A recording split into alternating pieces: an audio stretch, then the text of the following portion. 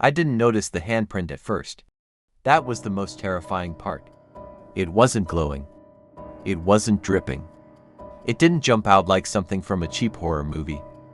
It was just there. When I woke up that morning, the first thing I saw was the sunlight cutting through the dusty basement window of my rented room. For a few seconds, everything felt normal. Too normal.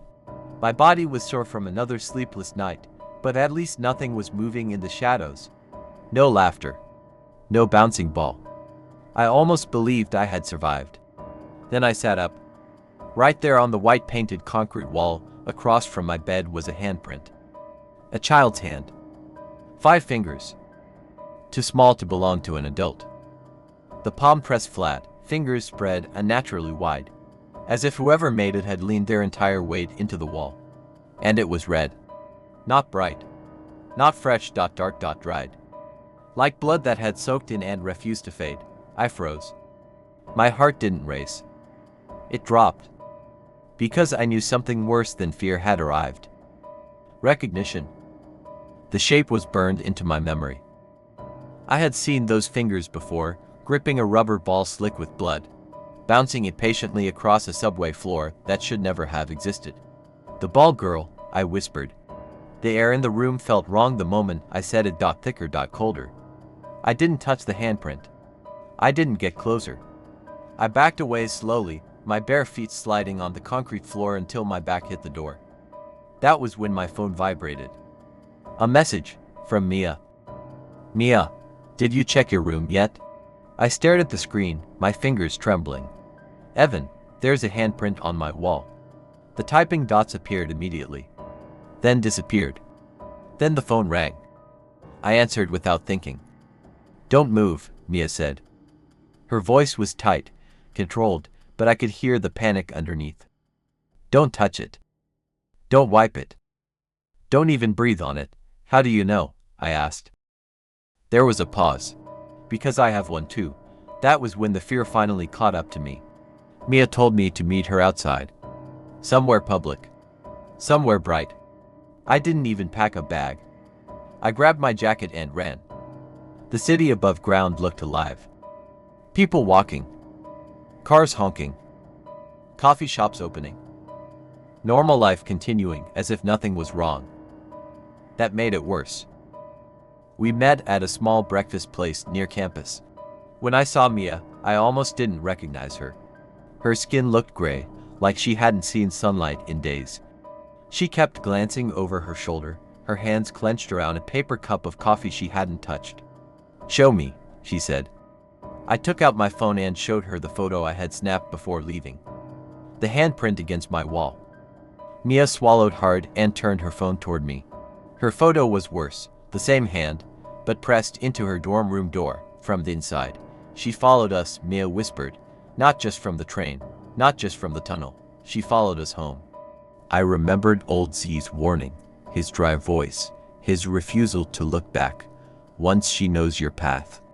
Distance means nothing. We didn't break the rules, I said, trying to convince myself. We kept playing.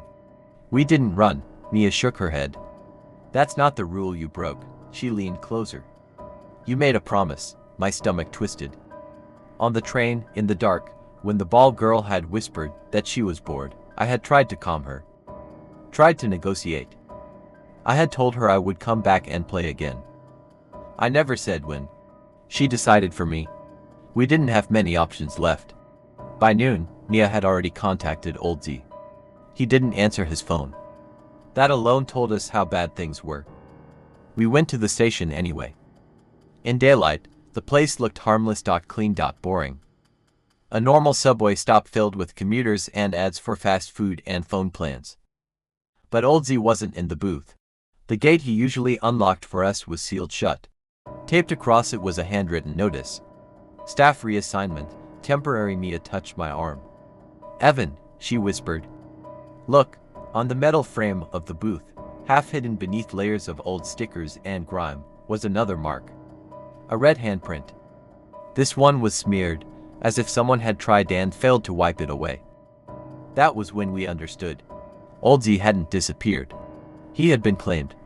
The station lights flickered. Just once. But it was enough. We didn't wait for nightfall. We didn't wait for permission. At exactly 11:58 p.m., we were standing on the platform again, just like before. No other passengers. No announcements. No guards.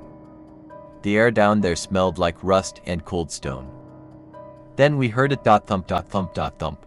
The sound came from the tunnel dot slow. Deliberate. The train arrived without headlights.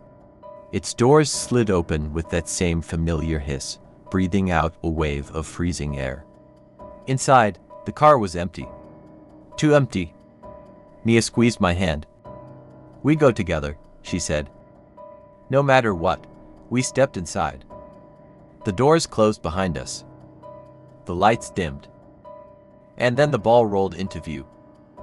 It bounced once, twice, then stopped between us. We didn't throw it back this time. We waited. That was when the girl appeared. The ball girl stood at the far end of the car, her dress soaked dark at the hem, her face tilted slightly to the side like a curious animal. Her eyes were wide. Expectant. "You came late," she said. Her voice wasn't angry. That was worse. "We came to finish the game," I said, forcing the words out. She smiled. "Good," she replied, "because this time, the rules change." The train began to move, not forward, down. The lights went out completely, and something wet pressed against my back. A small hand, gripping, hard,